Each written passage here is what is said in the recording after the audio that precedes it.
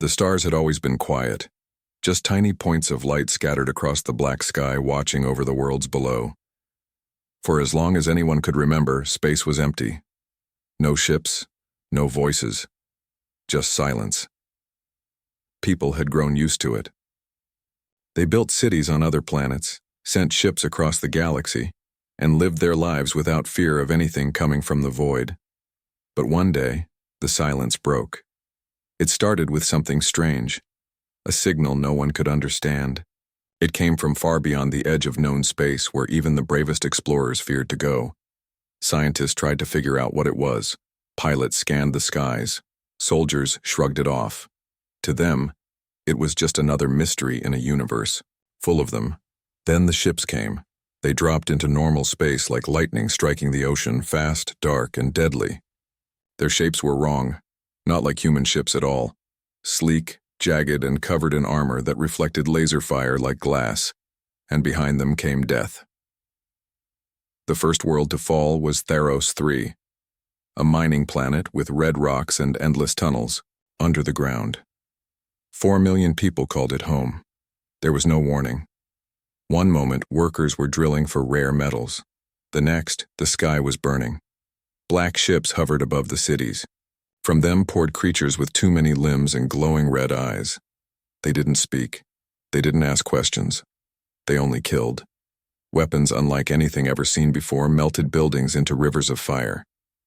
Screams echoed through the canyons as entire neighborhoods vanished in seconds. No one survived. Across the galaxy, humans watched in horror as footage of the attacks spread. Some thought it was fake. Others prayed it wasn't real. But then another message came in, from Horus 6, a peaceful farming world known for its green fields and soft winds. Same story. Ships appeared. Creatures landed. Fire followed. This time, someone managed to record a voice from the attackers. Static filled the audio, but the words were clear enough. "We are the Ziran Accord. You are weak. You will die." That's when panic began. Governments scrambled to respond. Fleets were ordered to mobilize. Generals shouted orders into comms, while soldiers suited up for war. But they were already too late. The Ziran weren't just attacking, they were spreading. Like a sickness. Each victory gave them more power. Each new world gave them more weapons, more ships, and more fuel for their hunger. They didn't take prisoners. They didn't ask for surrender. They only left destruction behind. And worst of all, they didn't stop. The Deathworlders, however, were different. These were not ordinary humans. They came from places so dangerous, so cruel that most people would never survive a single day there.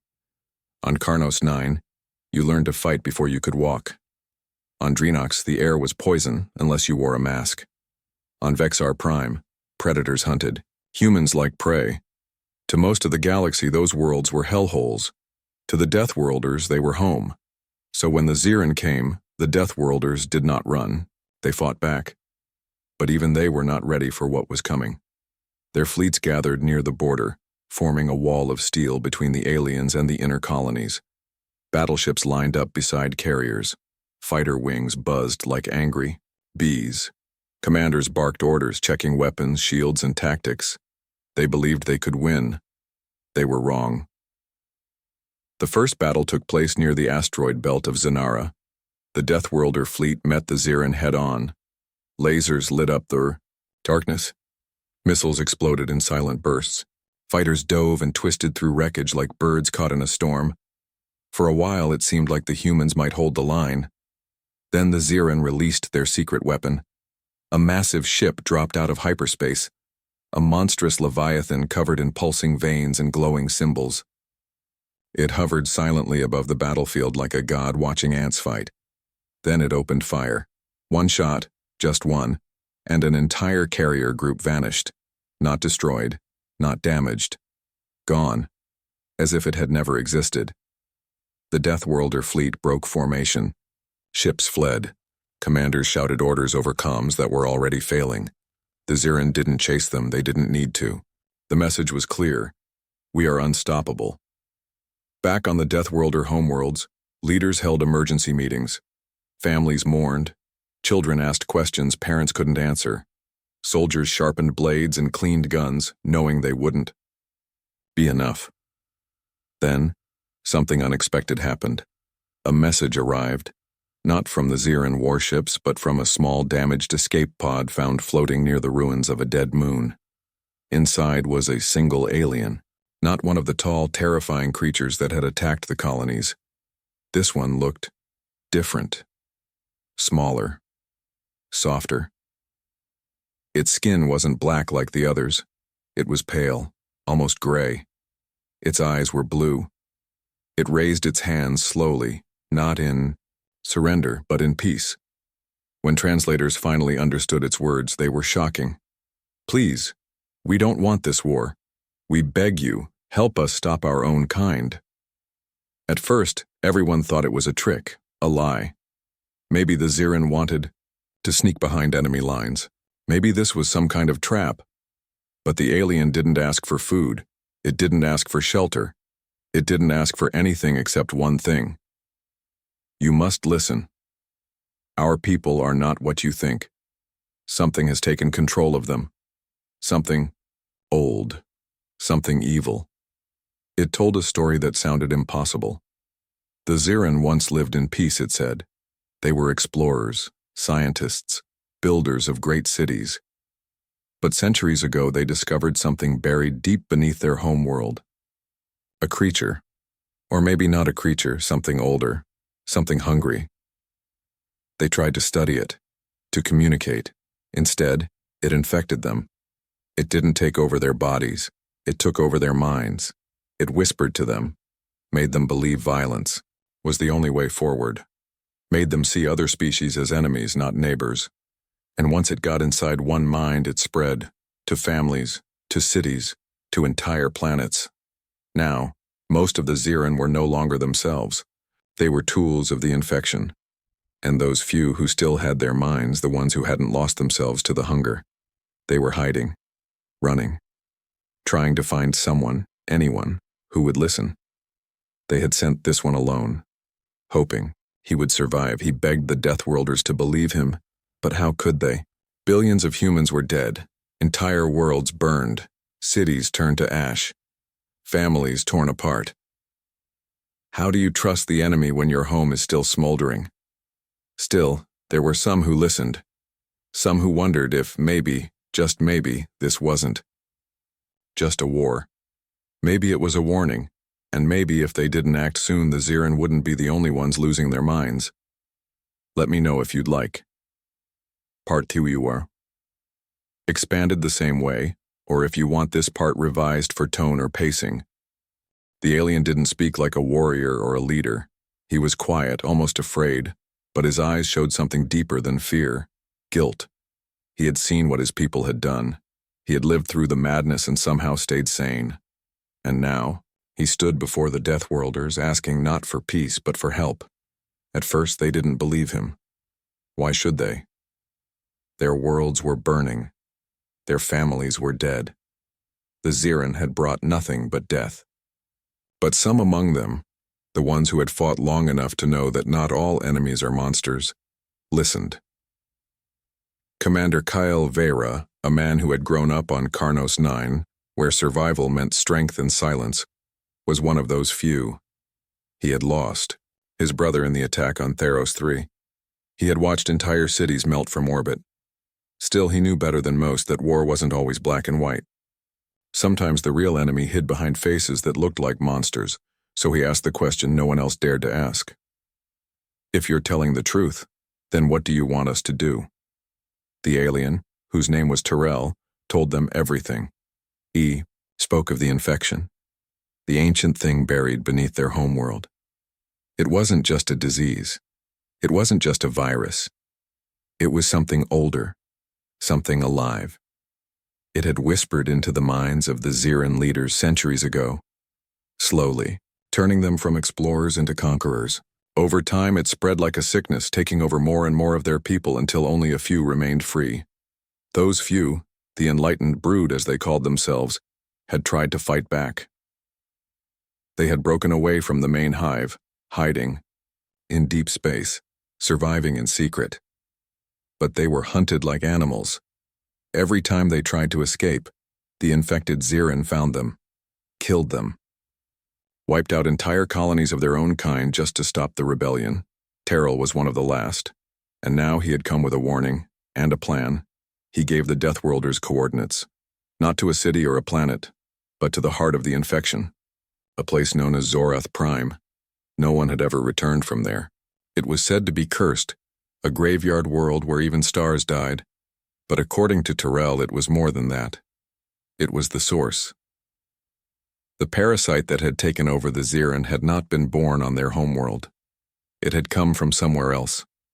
From something else. It had waited for eons, buried in the dark, waiting for someone to find it. When the Zirin did, they woke it up. Now it had grown strong.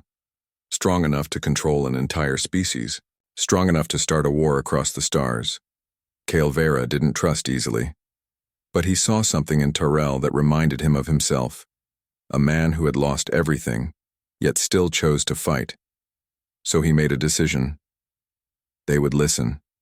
A small group of Deathworlder commanders gathered in a war room aboard the Iron Fang, Kale's battlecruiser. Maps of space were projected in glowing light. Enemy movements, lost colonies, zones of infection. Kyle stood at the center, arms crossed, voice low. We don't have proof this thing is real. We don't know if we can kill it.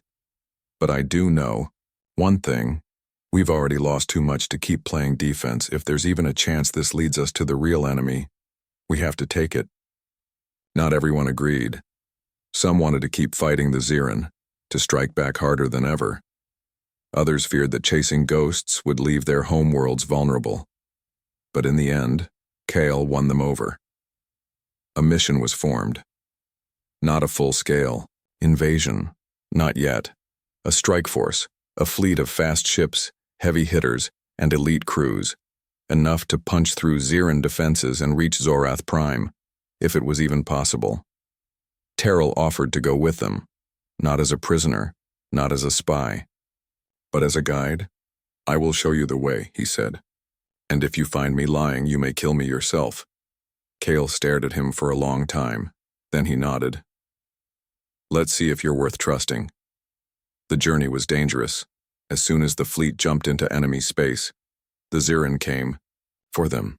Swarm after swarm of insectoid fighters dove at the Deathworlder ships, trying to tear them apart. Huge carriers fired volleys of bioplasma rounds, each one capable of melting armor like butter. But the Deathworlders were ready. They fought hard, pushing forward through wave after wave of resistance. Every system they passed through became a battlefield. Every jump brought new dangers. They lost ships, they lost friends, but they kept moving. Terrell helped where he could. He hacked into Zirin communications, giving the Deathworlders warnings before attacks came. He shut down planetary defenses, buying them time to land and regroup. Slowly, the crew began to see him not as an enemy, but as something else, an ally. Still, trust was slow to grow. Then came the moment that changed everything. They reached a world called Syraxis IV, a Zirin colony, once peaceful, now silent. Scans showed no movement, no life signs, just ruins. When they landed, they found the truth. The parasite had already been here.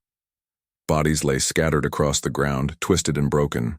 Buildings were melted together, as if hit by fire hotter than the sun. In the middle of the city stood a massive tower, black, pulsing, alive. Terrell stared at it, horror in his eyes.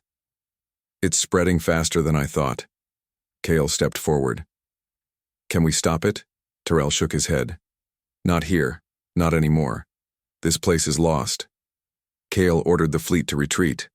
As they lifted off, the parasite's tower exploded, sending shockwaves through the sky, killing anything left alive. That night, on the bridge of the Iron Fang, Kale looked at the map. Zorath Prime was close, closer than they thought. And whatever waited for them there, it was waiting for them too. Let me know if you'd like. Part 3. Expanded the same way, or if you'd like this part revised for tone or pacing. The fleet moved deeper into enemy space like a knife cutting through darkness. Every jump brought them closer to Zorath Prime, the cursed world where it all began. The parasite that had turned the Xeran into monsters was born there. And now, the Deathworlders were going to face it head-on. Commander Kale Vera stood on the bridge of the Iron Fang, his eyes locked on the viewscreen. Outside, stars blurred into streaks as they jumped through hyperspace. Inside, the mood was tense. No one spoke much. They all knew what lay ahead.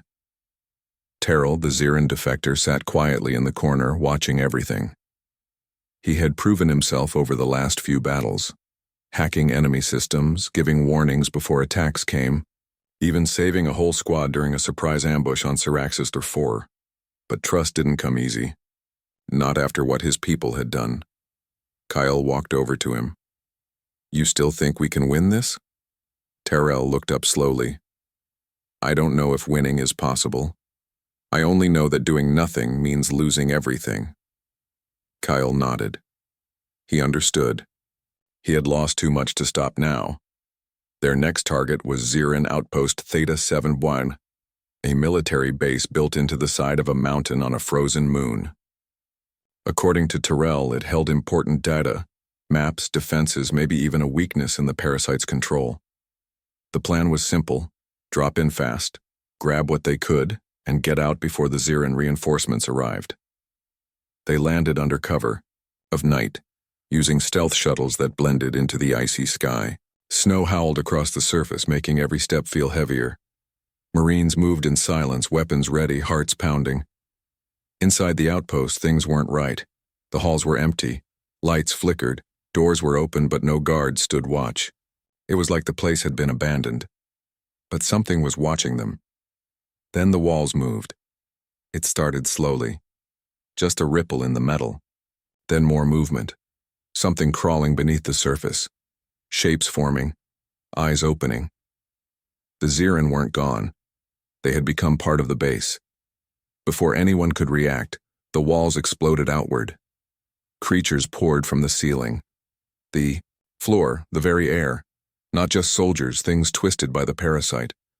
Their bodies stretched unnaturally, their limbs bent backward, their eyes glowed with dark fire. Gunfire roared, lasers lit up the hallway. Explosions shook the building. Marines fought hard, but the enemy kept coming. For every one they killed, 2 more took its place. Kyle grabbed a heavy rifle and fired point blank into the swarm. "Fall back! Get to the data core!" Terrell led the way, moving fast through the chaos. He hacked into the system with shaking hands, pulling files and maps from the mainframe. As soon as the data was copied, he shouted, "We have it." Kyle grabbed his arm and pulled him toward the exit. "Then let's go." They ran through fire and blood, dodging falling debris, stepping over broken bodies. Just as they reached the landing zone, a massive creature dropped from the ceiling, twice the size of any Xeran, covered in pulsing black veins, its mouth full of sharp teeth. Kale raised his weapon. "Not today." He fired until the gun overheated. The beast screamed and fell. They made it to the shuttles just in time. As they lifted off, the entire outpost collapsed behind them, buried under ice and fire.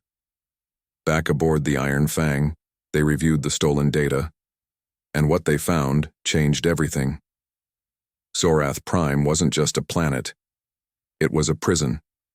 Built by an ancient race long before the Xeran ever rose to power. The parasite hadn't evolved. It had escaped. It had been locked away for a reason, and now it was loose again. Kyle stared at the screen. "This thing has done this before.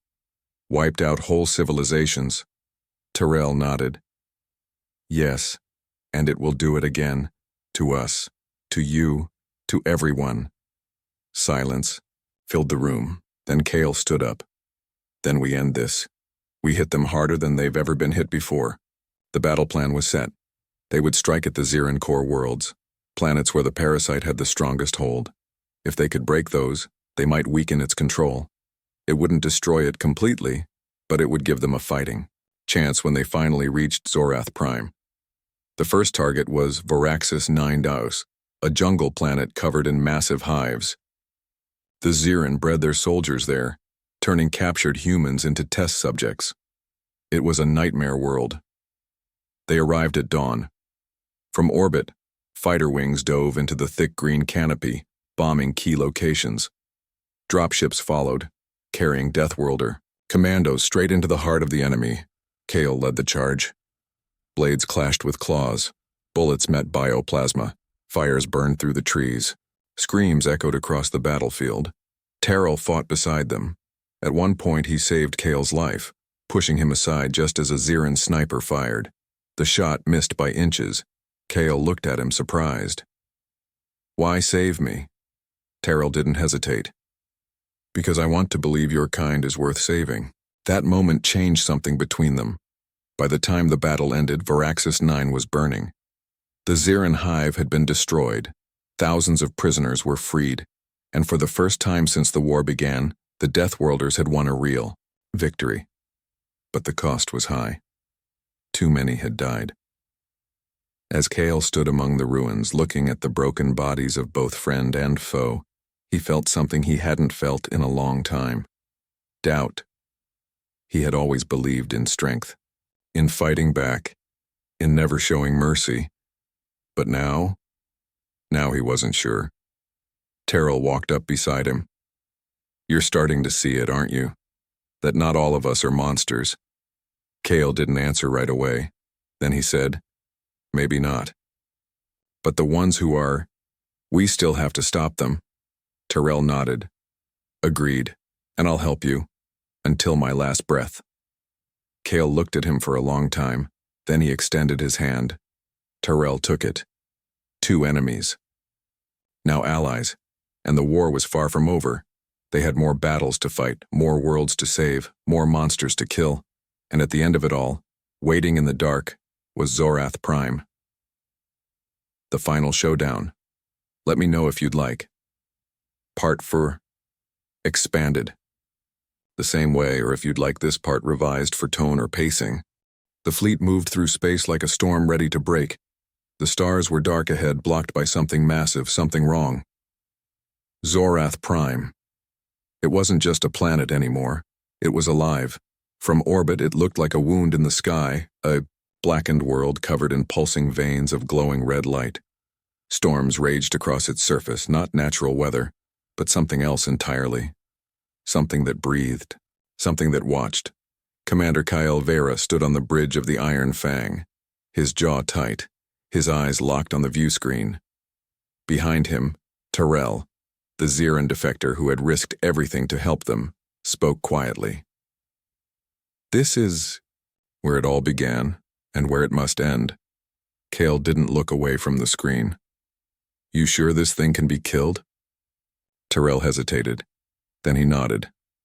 "Yes, but not easily. Not without sacrifice." They had come far, through fire and blood. They had fought their way across enemy space, broken the Xiran core worlds, freed prisoners, destroyed hives, and turned enemies into allies.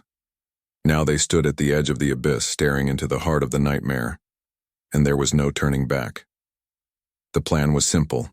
Hit hard, hit fast, and get inside before the parasite could react. Fighter wings led, the charge diving through the thick atmosphere, lasers blazing. Behind them came dropships full of Deathworlder commandos, each one trained for war, each one ready to die if it meant saving their people. Kale led the ground assault himself. As soon as they landed, the world attacked. Not just Xiran soldiers, but the planet itself. Trees twisted like claws. Ground split open, revealing writhing flesh beneath. Creatures rose from the dirt, stitched together from bone and sinew, eyes burning with unnatural light. They fought their way forward, step by bloody step. Terrell stayed close to Kale, guiding them toward the core of the infection, a massive structure, buried deep beneath the surface. It wasn't a building. It was a prison, a tomb. And inside, locked away for thousands of years, was the source of it all, the parasite. They reached the entrance after hours of brutal fighting. The air was thick, with death. Blood soaked their armor. Bodies lay scattered around them. Some were Xiran, some were their own. Kale looked at Terrell.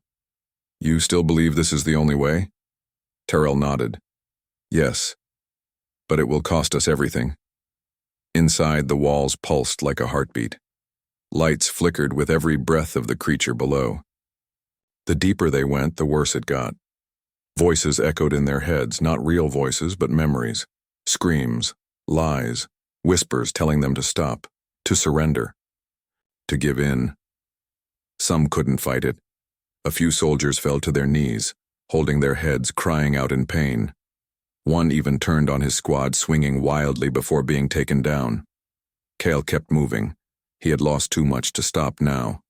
At last, they reached the chamber. It was huge, bigger than any room should be. In the center, suspended in the air, was the parasite.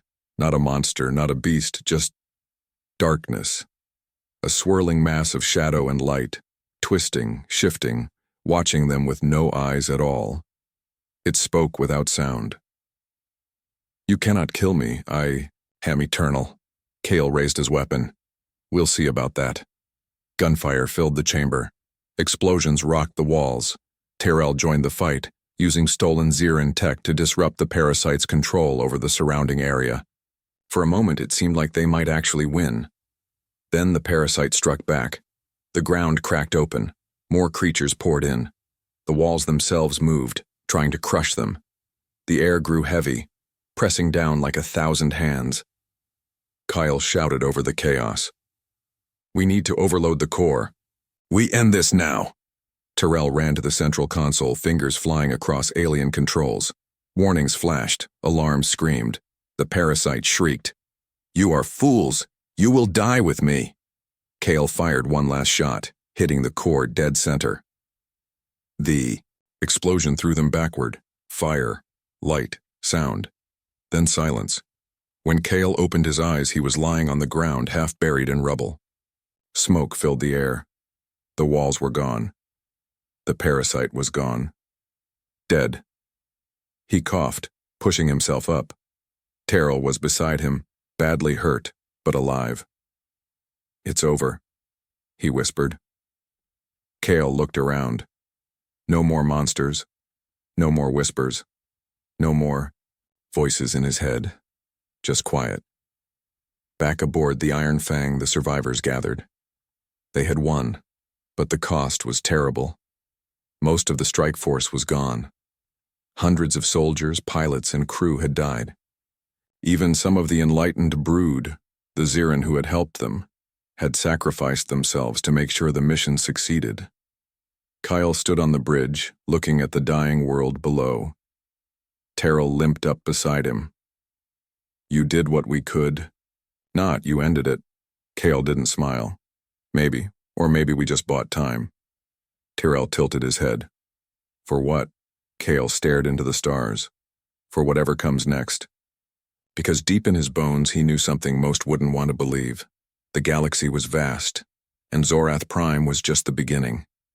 There were other things out there. Older, darker, waiting. And one day, they would wake up too. Let me know if you'd like Part Varn expanded the same way, or if you'd like this part revised for tone or pacing. The war was over, but peace didn't come easily. Back on Karnos 9, Kale Vera stood alone on a rocky cliff, looking out at the red sky. The wind howled like it always did, sharp and cold, but he didn't move. He had fought across the stars, faced monsters not just from other worlds, but from nightmares, and somehow he had survived. But surviving wasn't the same as living. He had lost too much. His brother, his crew, friends who had stood beside him through fire and never came back. And now, with the parasite gone and the Xiran Accord broken, there was nothing left to fight for. At least, not today. The galaxy was quiet again. Not because everything was safe. Not because all the enemies were dead, but because they had won something precious. Time. On board the Iron Fang, the survivors gathered one last time before going their separate ways. Some returned home to rebuild what was left of their lives. Others stayed in space, joining new missions, ready to face whatever came next. Terrell, the Xiran defector who had risked everything to help them, stood near the edge of the deck, watching. The stars. Kale walked up beside him. "You staying?" Terrell nodded slowly. "There is still work to do." My people, we need to remember who we were before the infection, before the madness. Kyle looked at him. And you think you can fix what's broken? Terrell gave a small smile. I don't know if I can, but I have to try. Kyle understood. He had spent his whole life fighting, believing that strength was the only way forward. But now, after everything, he wasn't so sure. Maybe strength wasn't just about winning battles. Maybe it was also about knowing when to stop, when to heal, when to believe in something better. The Deathworlders weren't known for mercy. They were warriors, fighters, survivors. But maybe, just maybe, they could learn. Across the galaxy, the truth began to spread. The Xiran were not all monsters. Some had been victims, some had fought back, and now, those who remained were trying to build something new, not an empire, not a war machine, but a chance to start over. Human leaders debated what to do with them. Some wanted revenge, some wanted justice, a few even called for total destruction. But Kyle spoke for those who had seen the truth. In front of the High Council of the Deathworlder Dominion, he stood tall, scars fresh, voice steady. We fought a war against a monster that wore many faces. We lost billions, we burned planets, we killed without question. But now we know the truth. Not all of them were our enemies. Some were just like us, trapped, afraid, and trying to survive. If we destroy them now, we become the very thing we fought against. His words changed minds, not all of them, never all of them, but enough. A deal was made. The surviving Xiran would be given refuge, not on human worlds, not yet, but on moons and colonies far from the inner systems. There, they could rebuild, under watch, under guard, but not under chains. It wasn't perfect, it wasn't easy, but it was a start. As Kale walked away from the council chamber, Terrell met him outside. Thank you. Kale shook his head. Don't thank me, I didn't do it for you. Terrell tilted his head. Then who? Kale looked up at the sky, where stars blinked like distant eyes watching them. For the ones who died, for the ones who might live, and for the future we haven't lost yet. Time passed. The wounds of war didn't heal quickly. Cities took years to rebuild. Families mourned for generations. The stories of the battles became legends, told by campfires and in classrooms. Children grew up hearing about Commander Kyle Vera, the man who stared into darkness and didn't blink. About Terrell, the alien who chose to stand with humans instead of against them. About the parasite that nearly destroyed everything. And about Zorath Prime, the world that breathed, the prison that broke, the place where evil once lived and was finally silenced. But deep down, Kale knew something most others didn't. Evil doesn't die forever. It sleeps, and somewhere, out there in the dark, something else was waiting, maybe bigger, maybe worse. And one day, someone would have to face. It may be Kale, maybe someone else. But the galaxy was vast, and its secrets were endless. So he kept his weapons close. He trained new fighters. He watched the stars. Because even in peace, a warrior never truly rests, and neither does the darkness. Let me know if you'd like this turned into a full book, or if you want Part 1, Part Fees and combined into a single story file, PDF or Word.